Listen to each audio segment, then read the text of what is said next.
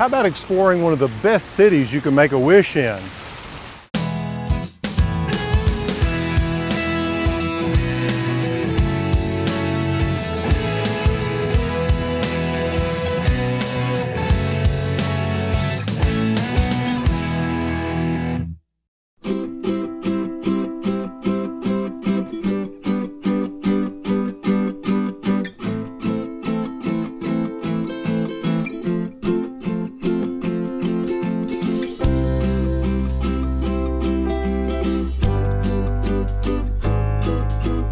I'm Alan Smith. Welcome to Garden Style, a show where we take a look at ways to grow, cook, and style your world in some extraordinary ways.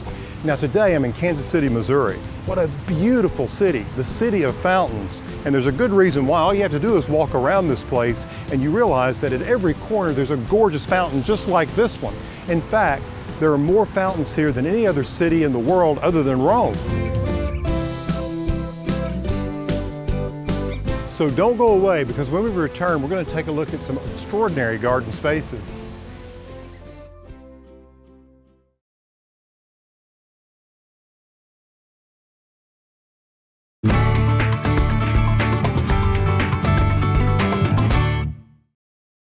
Getting involved in a community project is not only a way to help out your neighbors, it's also a lot of fun. Community gardens are really popping up everywhere, and Kansas City has one right in the heart of their art district. Kathy Pemberton tells us a lot more. My gosh, look at all of these peppers.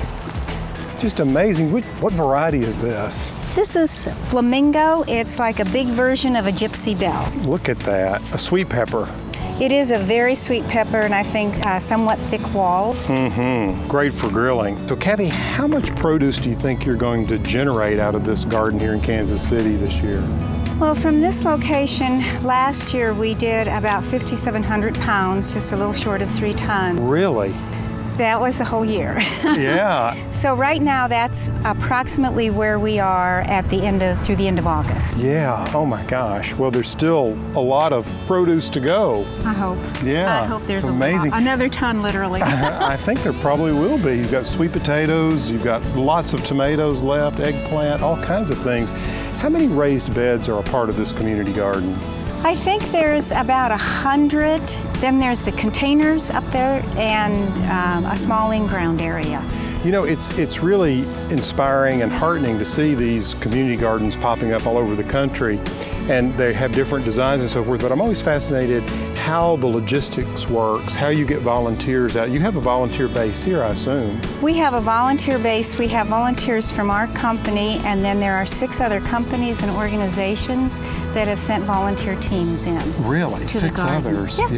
Yeah. That's terrific. So that would be a total of roughly how many people per gardening year? Probably, I would say, roughly maybe 100 people. 100. And that's adequate to keep up with everything that you're doing here? I think so. Yeah. I think it is. Right. Now your role here is officially what? It's garden coordinator, so I manage the agricultural portion of this. Right. That's designing the crop rotation plans and picking the varieties and that sort of thing. So among the tomatoes, what would be one of your favorite varieties this year? Because I assume you are trialing all the time. We are. In our production area, we try and stick with some of the hybrids that we just absolutely know are going to produce for us. Yeah. But for what you said, the experimental ones, where we really have some fun, and Orange Peruche was a new one for us this year, a small cherry. Oh, it's a charmer and delicious. It is, and very prolific. It was one of the healthiest tomatoes we put in. With all of this produce, what do you do with it? Where does it go? It goes to our local food bank, and they serve literally hundreds of agencies in a multi-county area on both Kansas and Missouri. Heavens. Well, they have to look forward to seeing all of this gorgeous, organically grown produce coming their way.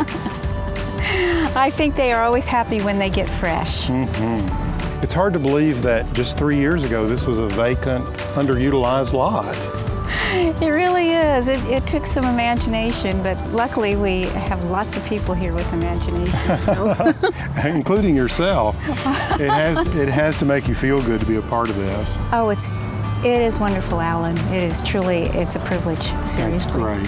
Thank you so much. Thank you.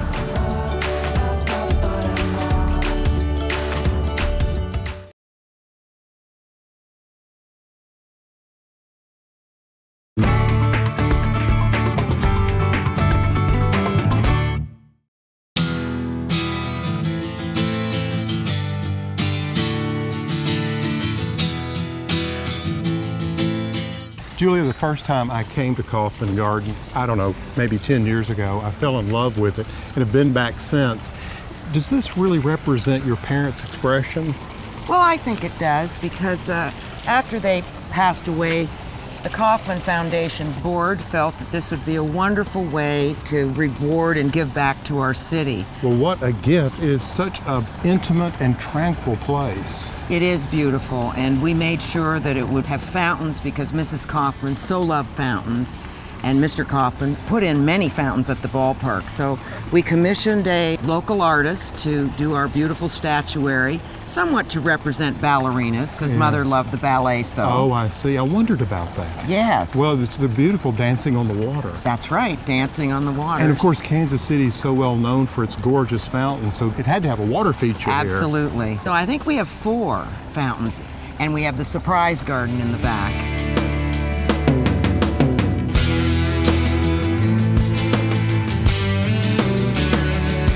Wayne, this is one of my favorite garden rooms here at Kauffman Gardens.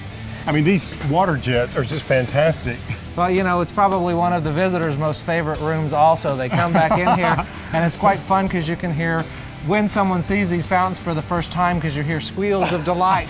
Wherever you're working out in the garden, it's like, oh, they just saw the fountains go. What I love about this garden is that there's so many moments of inspiration. You look around and you go, you know, I could apply this idea to my own backyard. And I love a garden like that. Well, I think that's kind of the way we had it designed, because there are the 5 different small garden rooms within our garden here. And in this area here is the secret garden, and it's back behind the building, so most people didn't expect to find a garden with these 3 wonderful fountains. The repetition of the forms of the plant materials used to carry you through the garden have also been important in here. Well, I think that makes a garden feel larger than maybe it actually is, don't you think? I think it does expand the space just by having that same thing down the path a little further.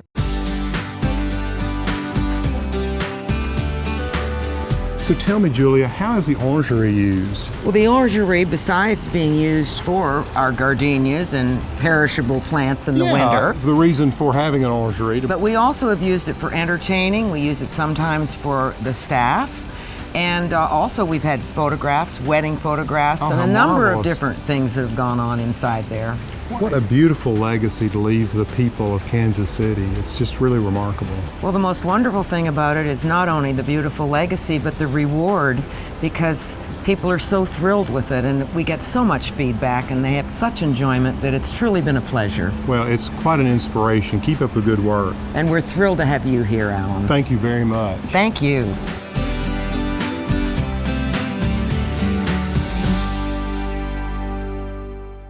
Some very interesting architecture awaits just after the break.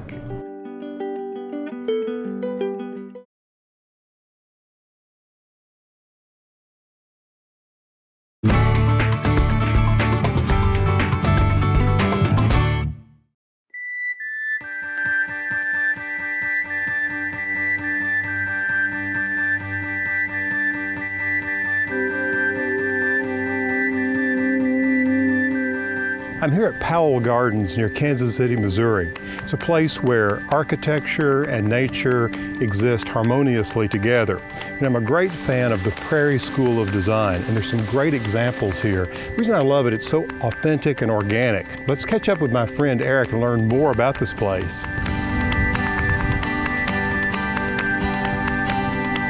Eric, the Prairie School of Design very much is an American expression, isn't it? Yes, it is. A real embrace of nature. That's true. And, you know, we were kind of part of nature. But we were very fortunate. About 20 years ago, you know, we were starting to build our buildings and looking for architects. And we sat down with Fay and had a conversation with him and saw some of the pictures that Fay Jones of his work.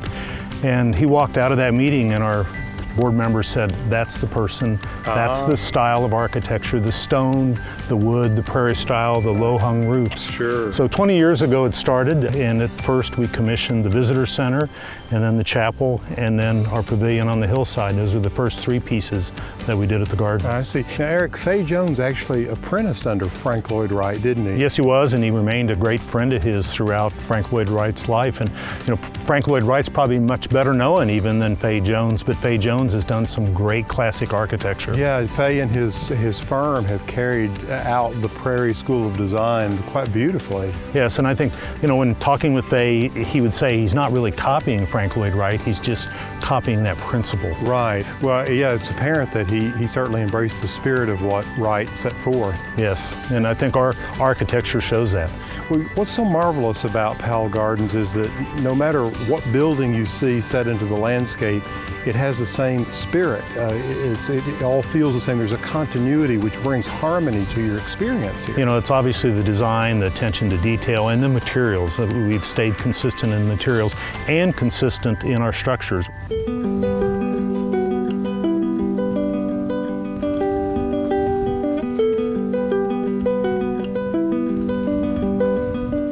The interior of the chapel is so beautiful. It's an embrace of, nature, but also you're looking at the landscape beyond, but you also look up. You're invited to look at this gorgeous sky, which is very much a part of the Prairie experience. Yes, I think the chapel is probably our most beautiful structure from an architectural standpoint, and we're very excited to have that here.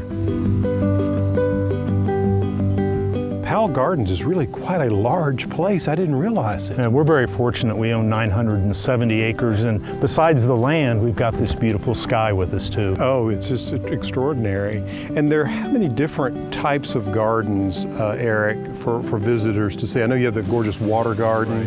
We probably have about a half a dozen gardens, and again, with the large scale of the land, all of our gardens are 3, 4, even up to 12 acres in size. Well, I love the food garden, the edible garden. That is extraordinary. That's our largest at 12 acres. Yeah, it's very inspiring. Yes. Walking through there, it makes me hungry. Well, it shows you where your food comes from. It does, which is a very important message. It is. Thank you so much for your time today.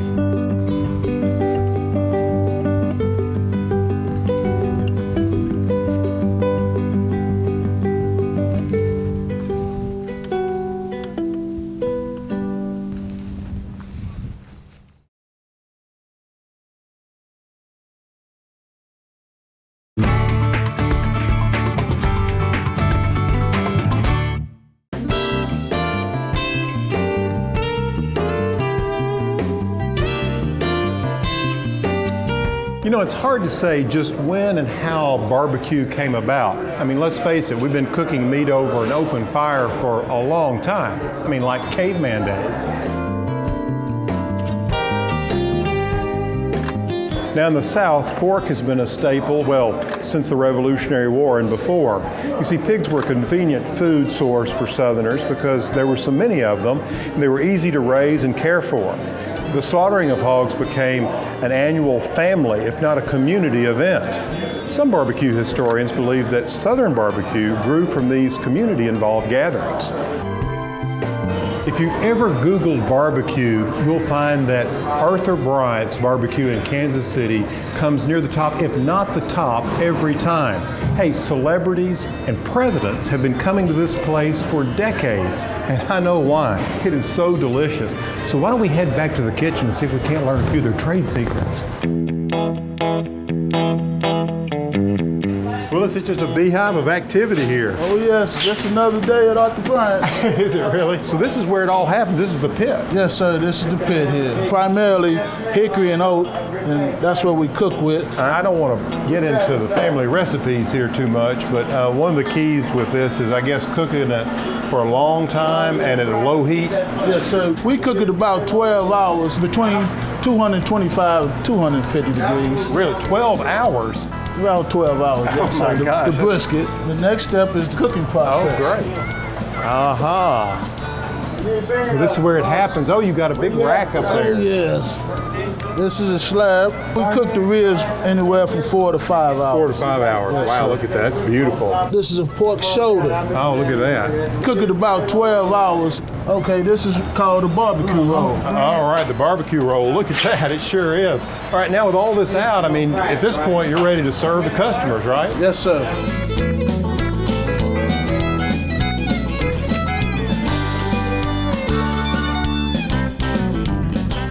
There you go. You're going to love it. Try the original sauce. It's my favorite. Hey, you can have the greatest recipe for barbecue in the whole wide world, but if you don't have the best selection of meat, well, you don't have much. So why don't we follow the pig to the local butcher shop?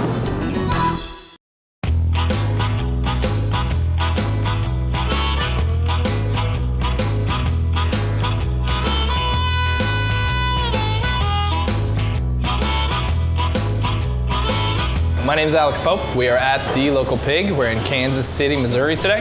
And what we do is we are a butcher shop. We are also a charcuterie. What we do is bring in whole animals. We source everything from small local farms. Everything comes in fresh, and we do all our own butchering, charcuterie, sausages, everything you see around you, we make right here in shop.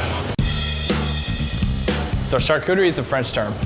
When the French kind of codified all the different ways of cooking, they set one thing aside, one wing of cooking for the charcutier, which is the guy that does it. And what it is in a broad sense, just applying salt to meat. So that can cover a lot of different things, everything from your standard sausage, you know, any kind of fresh sausage to a dried sausage, hams, pâtés, rillettes, mousses, head cheese, making pâtés and terrines, all different forms of charcuterie.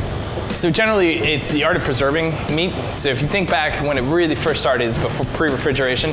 So you had to find a way to preserve meat. So how do you get that done? You either freeze it, cook it, or salt it. So the salting and curing is what we do here. General example is our bacon. It's a 5-day cure. You can go as much as a month, 2 months on bacon, but we do 5 days. So we source everything locally. We try and keep everything within 100 miles of Kansas City. It's really not too hard. We're in a really great farming area, ranching area, so there's a lot of choices out there. A lot of great small local farmers keep us full of everything we need. You know, humanely raised, which means it's out on dirt, living a normal life, and no drugs, no hormones, steroids, antibiotics. You know, their life as best they can, and really just trying to go back to a natural setting for an animal to be raised in.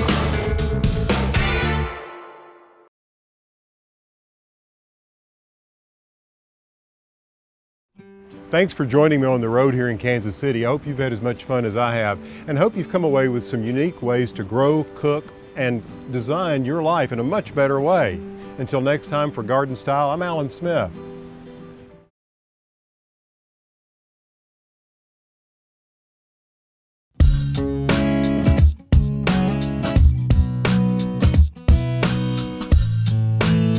Matt's gonna eat some head cheese and it's gonna be awesome. Matt, you know what head cheese is? I don't. All right. There we go. All right. I'm Kelly and I'm editing this piece, and I am from Arkansas, and I do know what head cheese is. It's also called souse meat. Basically, you eat the entire pig, and the only thing that's left is its face. You take it, you try to get all the skin off of it as best you can, dig all the boogers and earwax out as much as you can. You're gonna leave some in there because it's got to gelatinize, if that's a word. And basically, you just boil it until it's reduced to nothing, and you put it in a tureen, and it forms this gelatinous goo of boogers, cartilage, earwax, with an occasional piece of meat here and there. Bon appetit. It's good. I don't know, but it tastes good.